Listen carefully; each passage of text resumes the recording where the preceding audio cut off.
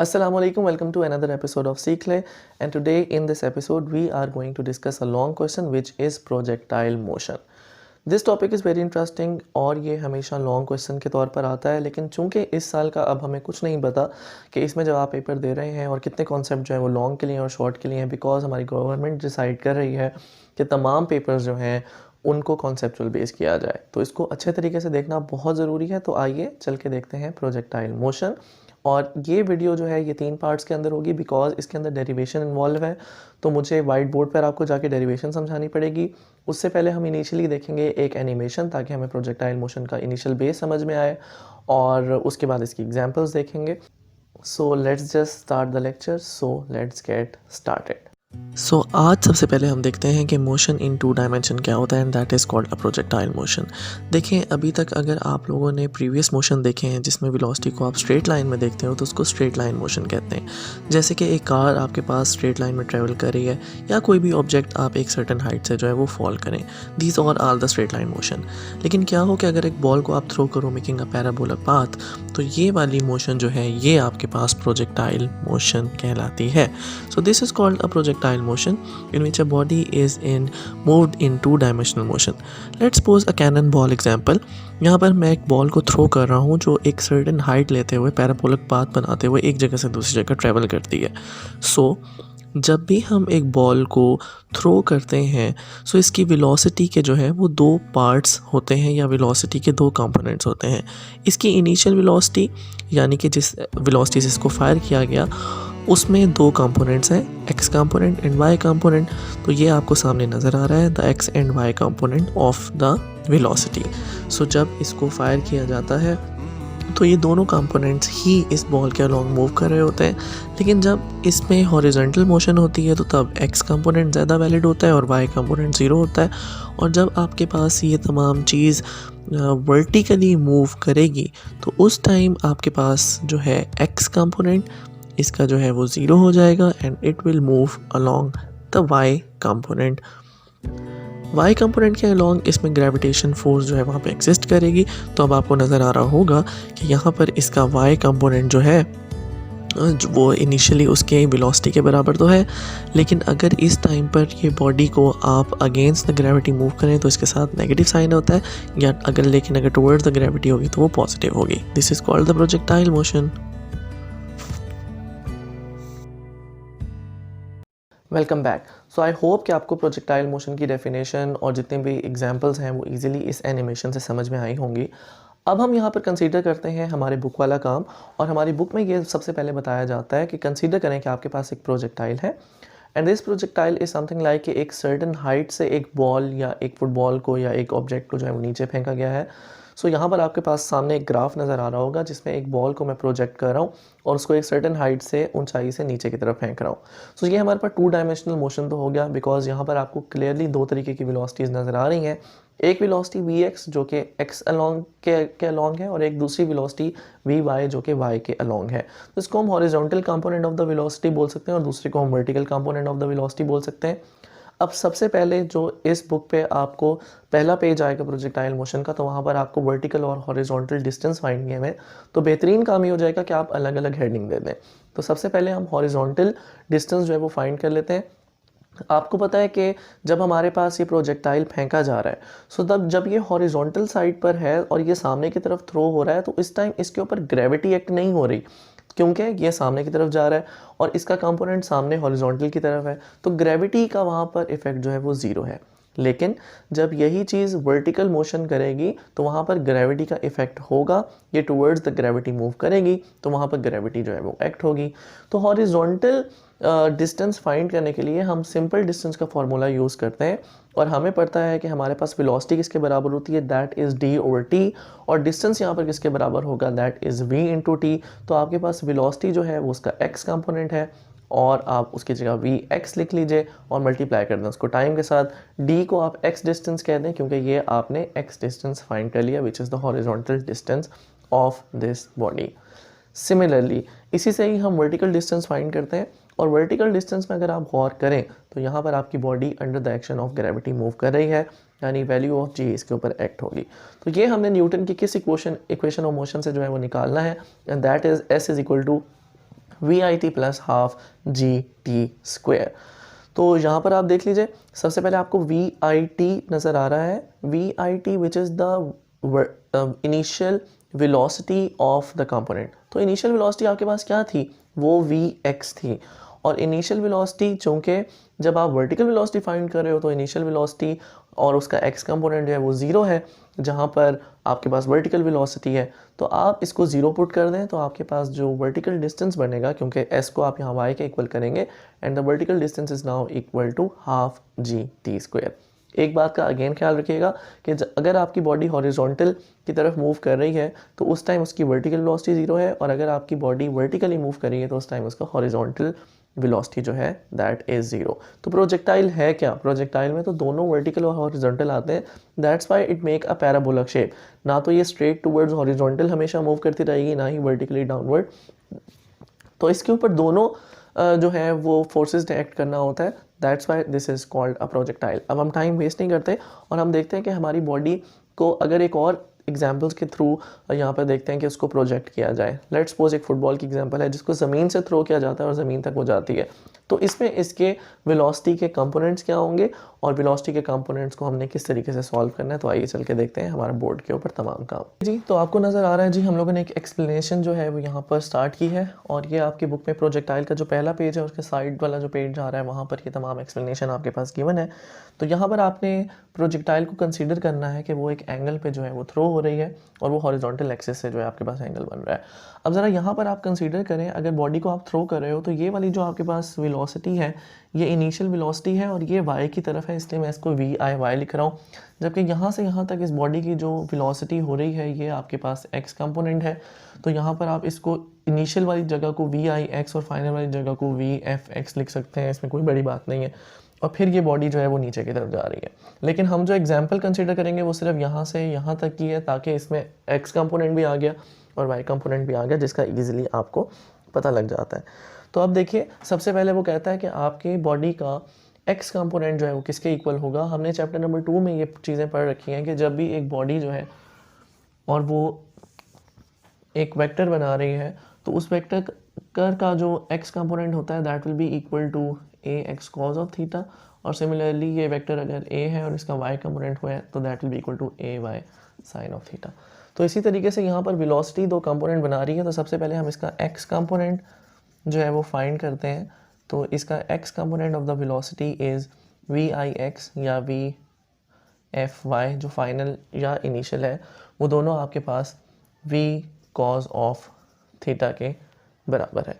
ठीक है जी, उसका एंगल जो है वो cos ऑफ थीटा आता है। सिमिलरली अगर आप y वाली साइड पे देखें तो यहाँ y वाली साइड पे VIY जो है इनिशियल के मैं जो कि बात कर रहा हूँ, तो यहाँ पर ये तमाम चीज़ बराबर होगी VI साइन ऑफ थीटा के, क्योंकि उसमें इनिशियल वेलोसिटी जो है वो हमारे पास है और वो साइन थीटा के बराबर है। लेकिन यहाँ पर अगर आप गौर करते हैं तो साइन थीटा वाला जो वर्टिकल कंपोनेंट है that will be against the gravity, तो यहाँ से -g और टाइम जो है वो माइनस होगा। और इसके लिए इस चीज़ के लिए आप न्यूटन की इक्वेशन भी लगा सकते हैं, लेकिन उसमें इतना ज़रूरी नहीं है। तो आप इस इक्वेशन को इक्वेशन 1 कह दें, आप इस इक्वेशन को इक्वेशन 2 कह दें। और जब हम लोगों ने ये तमाम चीज़ें सेकंड चैप्टर में की थी, जहाँ से हमें ये पता लगा था कि आपके पास अगर वेक्टर्स हों, उनके रेक्टेंगुलर कंपोनेंट्स हों, आपने x कंपोनेंट फाइंड कर लिया, आपने y कंपोनेंट फाइंड कर लिया, तो थर्ड चीज़ पे आप उसका मैग्नीट्यूड फाइंड करना चाहते हैं और मैग्नीट्यूड जो है उस चीज़ का v होगा, तो आप इन दोनों में इसके कंपोनेंट्स जो है उसका स्केयर ले लें। तो यहाँ पर आपके पास x कंपोनेंट का स्केयर आ जाएगा, इधर आपके पास y कंपोनेंट का स्केयर आ जाएगा, जो कि ऑब्वियसली वेलोसिटी के हैं। आप यहाँ पर उनकी वैल्यू जो है वो पुट कर सकते हैं, जिसमें v cos ऑफ थीटा है और यहाँ पे VI sine of theta minus GT है। अगर आप यहाँ पे VI इनिशियल वाला लेना चाहें तो उसको ले सकते हैं और इनके आप स्क्वेयर्स कर लीजिए। देखें बुक में आपके पास यहाँ पर सिर्फ और सिर्फ साइन थीटा लिखा गया है, विच इज़ रॉन्ग। तो आप पूरा कंपोनेंट जो है उसको पुट करें, जिससे आपके पास ये मैग्नीट्यूड आती है। And finally we have to find the direction, और डायरेक्शन हमेशा tan थीटा से आती है और थीटा यहाँ से tan इनवर्स y/x होता है। बाज़ बच्चों को जिनको अभी भी ये tan थीटा वाली कहानी समझ नहीं आई, वो इस जगह पर आ जाएं और यहाँ पर देखें कि आपके पास एक ट्राइंगल बन रही है। दिस इज़ अ ट्राइंगल, ये इसकी बेस साइड हमारे पास गिवन है और ये इसकी परपेंडिकुलर साइड हमारे पास गिवन है। जितनी यहाँ की लेंथ है उतनी यहाँ की लेंथ होती है, उसका मतलब है कि ये आपके पास AY साइन ऑफ थीटा है। तो आपके पास परपेंडिकुलर और बेस साइड गिवन है, तो अगर आप इस चीज़ का एंगल फाइंड करना चाहें तो कौन सा ऐसा एंगल है जिसमें परपेंडिकुलर और बेस दोनों चीज़ें होती हैं? So that angle is basically tan theta, और tan थीटा में आपके पास जो है वो परपेंडिकुलर ओवर बेस होता है। परपेंडिकुलर आपके पास y साइड है, बेस आपके पास x साइड है। यही चीज़ y ओवर x मैंने आपके पास लिख दी है। Now you can easily put the values कि y की जगह आपके पास vy है और x की जगह आपके पास vx है। So in this way you can find the direction, in this way you can find the magnitude, और ये आपके पास दोनों कंपोनेंट्स ऑफ द वेलोसिटी हैं। आई होप आपको ये चीज़ जो है वो क्लिक हुई होगी, समझ आई होगी। जब भी हम प्रोजेक्टाइल को पढ़ लेते हैं तो उसके साथ उसकी 3 पार्ट्स को करना बहुत ज़रूरी है। हमें प्रोजेक्टाइल की हाइट फाइंड करनी है, कितनी हाइट उसने अचीव की है, टाइम फाइंड करना है और रेंज फाइंड करनी है। तो सबसे पहले मैं फाइंड कर रहा हूँ हाइट ऑफ प्रोजेक्टाइल।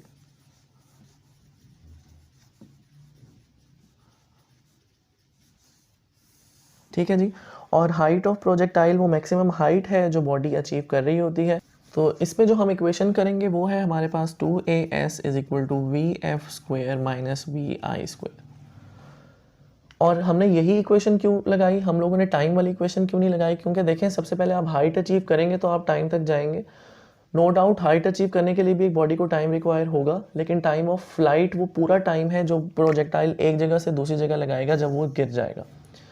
तो यहाँ पर अगर आपके पास आप हाइट को जो है वो फाइंड कर रहे हैं, तो उस हाइट के लिए you have to draw this equation first, कि आपको ये पता होना चाहिए कि आपकी मैक्सिमम हाइट क्या है। मैं हाइट के लिए यहाँ पर आपके पास प्रोजेक्टाइल बनाता हूँ जी, कि अगर एक प्रोजेक्टाइल आपके पास यहाँ से यहाँ जो है वो फायर हुआ है मेकिंग अ पैराबोला शेप, तो आप यहाँ तक जो उस बॉडी का मैक्सिमम हाइट फाइंड कर रहे हैं वो उस इक्वेशन से फाइंड होगी। So the acceleration is equal to g, और चूंकि ये बॉडी ऊपर की तरफ जा रही है तो यहाँ पर एक्सेलरेशन माइनस होगा। s जो है ये आपके पास वर्टिकल हाइट है, डिस्टेंस है, तो यहाँ पर इसकी जगह h पुट होगा, तो आपने ये h लिखना है। v, so for the maximum height to achieve आपके पास ये vf वेलोसिटी आपको नज़र आ रही है, और ये यहाँ की वेलोसिटी है, जबकि vi जो है वो आपके पास यहाँ की वेलोसिटी है। तो बॉडी जब मैक्सिमम हाइट पे जाता है और हाइट फाइंड करने के लिए हम लोगों ने इक्वेशन ड्रॉ करनी है, तो उसके लिए हमारे पास ये जो vf है that will be equal to 0, क्योंकि बॉडी एक सर्टेन मैक्सिमम हाइट पे जाके स्टॉप होगी फॉर अ नैनो सेकेंड, और फिर वो अपना नेक्स्ट सफ़र जो है वो वापस स्टार्ट करेगी कि जहाँ से वो चली है वहाँ पर आए और पूरा प्रोजेक्टाइल अपना कंप्लीट करे। तो मैक्सिमम हाइट पे जो उसकी फाइनल वेलोसिटी है उसको हम 0 जो है वो पुट कर रहे हैं, जबकि इनिशियल वेलोसिटी जो है वो हमारे पास vi साइन थीटा है। Now put all the values in this equation, तो आपके पास जो है वो आ जाएगा 2 माइनस जी, एस की जगह आपके पास h, वी एफ आपके पास 0 था, and that will be equal to we i sine square theta, क्योंकि आपने स्क्वेयर जो है वो उसके कर लिए। सो जब आप यहाँ पर इसको पुट करते हैं, ये माइनस 2gh हो जाएगा, 0 से ये माइनस हो गया minus v i square sine square theta हो जाएगा। h आपने फाइंड करना है, माइनस माइनस से cancel, and that will be equal to we I square sine square theta over 2g. So this is basically the formula to find the height of projectile.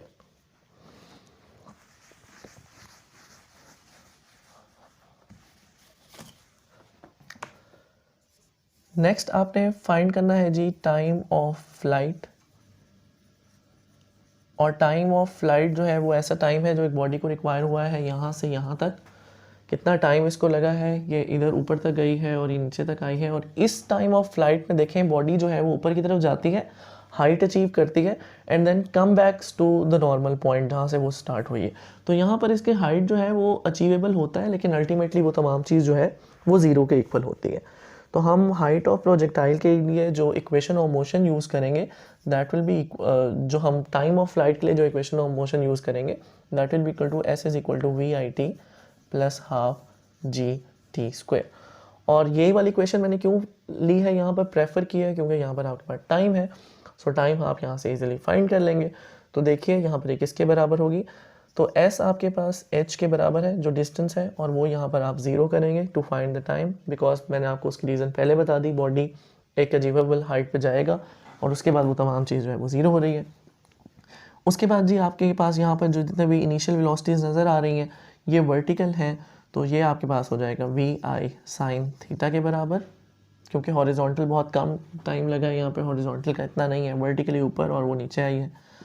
और जी जो है वो आपके पास obviously यहाँ पर नेगेटिव होगा, minus जी आपके पास पुट होगा, बिकॉज बॉडी जो है वो अपवर्ड डायरेक्शन के अंदर है जब तक टाइम वो अचीवेबल था। So put all the values in this, तो आपके पास हो जाएगा एस जो कि एच के बराबर है वो 0, और जबकि यहाँ पर जो है ये बराबर होगा वी आई साइन थीटा, और टी आएगा क्योंकि ये वाला टी यहाँ पे लगेगा, प्लस हाफ जी के साथ माइनस लगेगा और ये T square as it is आ जाएगा। Now you can solve this. आपके पास इन दोनों इक्वेशंस में टी कॉमन आ रहा है, तो आप टी कॉमन ले लें, अंदर आपके पास बचेगा v i sine theta minus half g t, एक टी यहाँ पे बचेगा, दूसरा यहाँ पर, और ये टी दूसरी साइड पे जाकर डिवाइड हो जाएगा क्योंकि ये मल्टीप्लिकेशन फैक्टर में है, तो ये 0 हो जाएगा। Now we have v i sine theta minus half g T.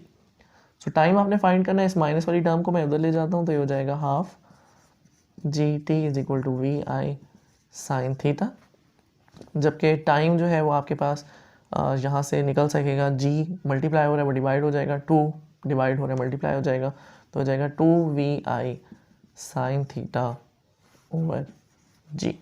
तो ये आपके पास जो फॉर्मूला है, this is the formula to find the time of flight. Now we move toward the third step, और थर्ड स्टेप है जी हमारे पास range. तो आप रेंज को किस तरीके से फाइंड करेंगे हम उसको देखते हैं। रेंज जो है वो आपके पास मैक्सिमम हॉरिजॉन्टल डिस्टेंस है, यानी रेंज जो है वो यहाँ से लेके यहाँ तक का फासला है जो इसने एक्स डायरेक्शन में किया हुआ है, और उसमें हाइट को आप इग्नोर करेंगे क्योंकि रेंज आप फासला बता रहे होते हैं, डिस्टेंस वाइज बता रहे होते हैं। सो जो थर्ड पार्ट है वो है रेंज ऑफ प्रोजेक्टाइल। तो रेंज जो है वो आपके पास मैक्सिमम हॉरिजॉन्टल डिस्टेंस है इन टाइम।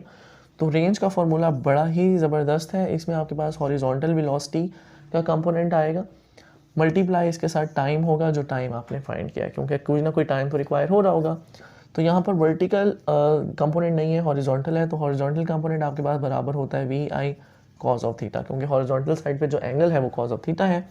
टाइम अभी आपने फाइंड किया है तो वो टाइम लिखना कोई मुश्किल नहीं है, that will equal to we i sine theta over g. Now simply आपके पास रेंज जो है वो बन चुकी है। आप इसको जो है वो मल्टीप्लाई कर दें, चूँकि हमारे पास 2 तरह के बच्चे होते हैं, मेडिकल के और इंजीनियरिंग के, तो उसमें अगर इंजीनियरिंग वालों को तो ये तमाम चीज़ समझ में आती है because they have learn the absolute trigonometric function, लेकिन मेडिकल वालों के लिए थोड़ा सा टफ होता है। तो यहाँ पर आप इसको सिंपली जो है वो सॉल्व करें।